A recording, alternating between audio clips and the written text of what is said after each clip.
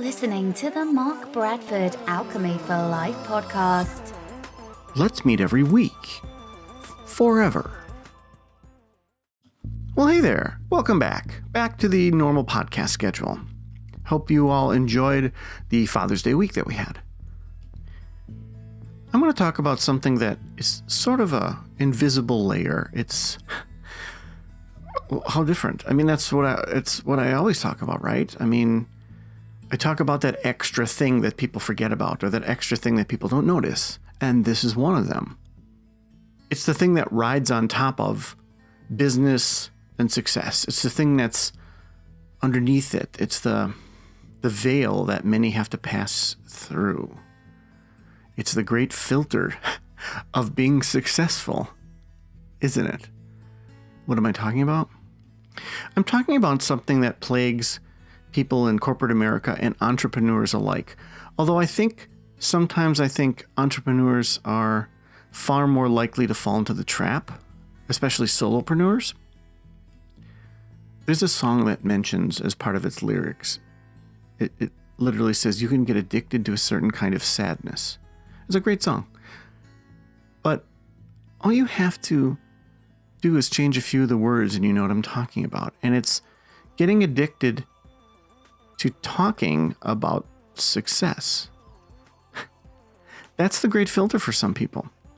And it's something that plagues, like I said, from corporate America all the way down to the little guy in his basement trying to get stuff done. It harkens back a little bit to my podcast called Stolen Validation, which is essentially about getting the kudos and getting all the chatting and the patting on the back of doing something before you've done it. So let's back up a little bit.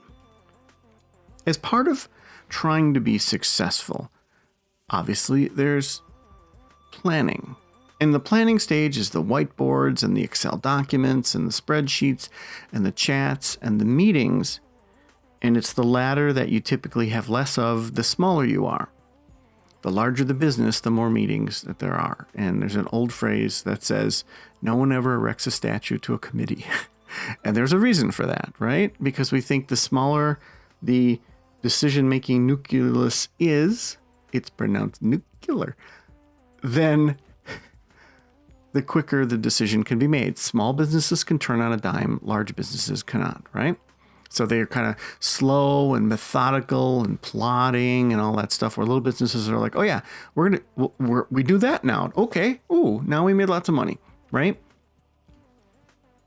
But as an entrepreneur, small business, or someone who's trying to have success in varying fields, you typically work with others. You can partner, you can have joint ventures, you can hire people, you can get together with other people who are your peers, which I'm assuming most people do, regardless of what sector they're in, and so forth. I myself once attended a concrete convention in Vegas. So, what happens? Well, it's really, really easy, as I said in Stolen Validation, to get together with a peer or possible business partner or what have you, and talk about that great stuff you're going to do, right? Because you have to anyway. You can say, well, here's what we plan to do together, or here's the thing that's going to happen. And then you feel really good about that, right?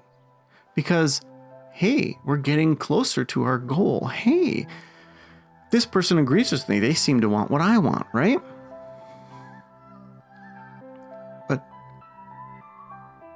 But what if that's all you do? I mean, what if that's all you ever do? Then you're never going to be successful. You eventually have to pull the trigger on it. People who fall into this trap are similar to people who are authors or want to be authors. It's really fun and great to talk about the book you are writing, are going to write. Because it feels good. Oh, I'm writing a book. Oh, my friends tell me I should write a book on my dating experience. Here's a hint. Nobody wants to read that. But anyway, people who are writing tend to want to talk about it. What are you doing there with your laptop? Oh, I'm writing a story. I'm writing a book. I mean, look, I've gone through that filter over 6 times. I know by now to just shut up and write. I created the Stolen Validation podcast because I was aware of that sort of thing. In fact, I was so hypersensitive to it that it became difficult for me to do book marketing the way you're supposed to, which is you actually market a book before you finish it. Wait, what if I don't finish it? Wait, what if it doesn't end the way that I'm saying it's going to end? What if it's not a romantic comedy? What if it turns into a drama? Right? I mean, what if it's not 300 pages and I'm saying it's a 300-page book about how to do a thing? I mean, I struggled with that because I felt like I was lying. I felt like I was going against what I had said in Stolen Validation, which is you don't get the pats on the back and the kudos. You don't get to beat your chest and talk all about how wonderful this thing is that you've done because you didn't do it yet. But that's how timing works in the publishing world. You can't wait until you're completely done and it's edited and everything's perfect and it's done and the cover's up and it's about to go up on Amazon and the bookstores and go, oh, by the way, there's a book coming out tomorrow. That's not the way it works. But getting back to what we're talking about, it's really easy to get into this, I don't know, you get into this habit of saying we're going to meet and we're going to talk and we're going to talk and we're going to meet and we're going to do this. And it doesn't need to be a we, it could be you and saying, well, I'm in my office now. I'm going to go look at my whiteboard. Look at this and I'm going to draw an arrow and here's the sales funnel and ooh, look at that. And I'm going to, and I'm going to, and I'm going to, and we're going to. And then you feel good. And then you feel like you have this, the thing that people get out of some video games and sort of overplay them. And there's nothing wrong with video games, but they get a false sense of accomplishment. You should write that down. I mean, that's a big thing. A false sense of accomplishment is that productivity sort of dopamine hit that shouldn't exist. What'd you do all day today? Well, I was planning for my business launch. Oh, really? When are you launching your business? Well, I'm still working on that. How's that book coming along? And I'm not getting down on people who have to plan and things. I mean, obviously, I'm no stranger to planning things because I've planned, an epic duet and books that are supposed to be productivity books and the podcast every Sunday. And, when I lined up 5 people for a week, that was 3 or 4 months work. But I wanted to line it up so that they all came out at that time. It took some planning, right? I mean, you could say to me, well, what are you doing? What are you doing? Well, I'm actually working on Father's Day week. Well, but it's January. So I'm not getting down on planning. I'm not getting down on all the work and the ground work and the foundation and everything that one has to build to get something off the ground. What I'm saying, though, is this thing I'm describing looks and feels and smells and tastes exactly like the productivity. So you can get addicted to it and go, I am so successful. I'm doing so well because I had another planning meeting. Okay, great. Once you recognize that, you can see it in other people from a few miles away.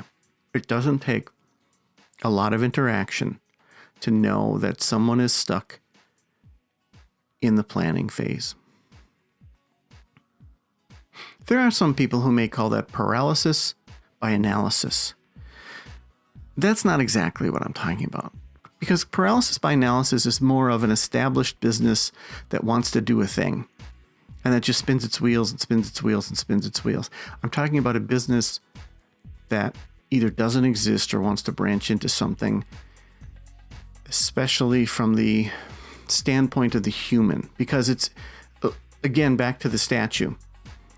The committee wants to do its thing, and it wants to plod and trudge along. The person gets all excited and amped up and says, oh, yeah, this is going to work. This is awesome. This is what we are going to do, which is what we've said every Wednesday for the last 4.5 years. And as a disclaimer, again, if you have a hobby or you have something that you just enjoy, so what, right? Not everything has to be super productive. Not everything has to come out with this $1 million idea. Not everything has to be that way, right? Not everything has to be for sale.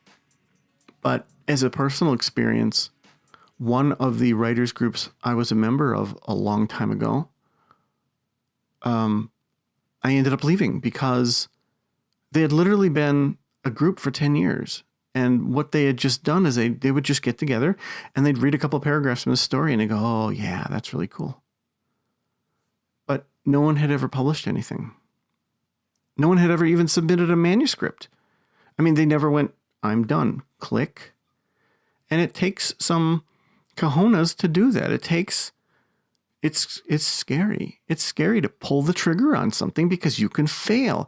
But sometimes you get that wonderful frustration flavor of saying, oh my God, I don't even care if I fail. I just want to know.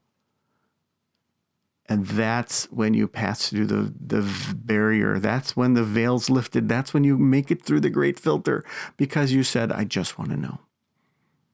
And it probably doesn't come as a surprise to know that that same thing applies to relationships. Because there's a big difference between someone who has gone through and had the most awful of marriages and someone who has yet to ever be married. And I'm not getting down on you, but I'm saying there's a big difference between those two people. Just like people in business who have talked about business and tried it and failed miserably. As long as the thing they failed miserably on, they learned from. But if they keep doing the same thing over and over again, obviously they're trying to do the path of least resistance thing, right? I know I've gone over. I know. It's 2 minutes over what I'll normally allow myself for this, but I wanted you to understand how to avoid this. And again, to avoid this, you just have to, have your out-of-body experience and look down upon yourself and others that you're meeting with and go, when are we doing this? What are we doing and when? Like, how much is this going to cost? How much are you willing to invest? And when are we doing this? And sometimes the other person you're saying that to is the guy in the mirror. So just consider that. And this really works for not just major life-changing events and major business launching events. This works for even the smallest things. Well, I'm eventually going to go on a diet. Oh, okay. Feels good to think about it, right? So I won't know until this is done what I called this podcast, but it's either feels good to think about it or you can get addicted or something. We've touched on a lot here. So I'll thank you for making it through the podcast with me. I appreciate that. And take care of yourself and just be aware. And I wish you much, much success in whatever it is you're doing, whether it's in your personal life and a little tiny thing, or you're launching a business or what have you. I wish you the best of success. And please, by all means, let me know about it. Just like you should let me know if you had a massive failure too. I'm happy to hear about that because it's an interesting thing to discuss. And even just writing an email to me and telling me about a massive failure might make you go, oh, well, now I get it because I put it into words. So feel free for feedback. And thank you so much for your time. Bye-bye. Hey there. Thanks for listening. I always appreciate your feedback. I really, really do. Wanted to let you know that the Sword and the Sunflower audiobook won as Best New Author for 2020. My podcast is available wherever you consume podcasts, and my books are available on Amazon. Take care.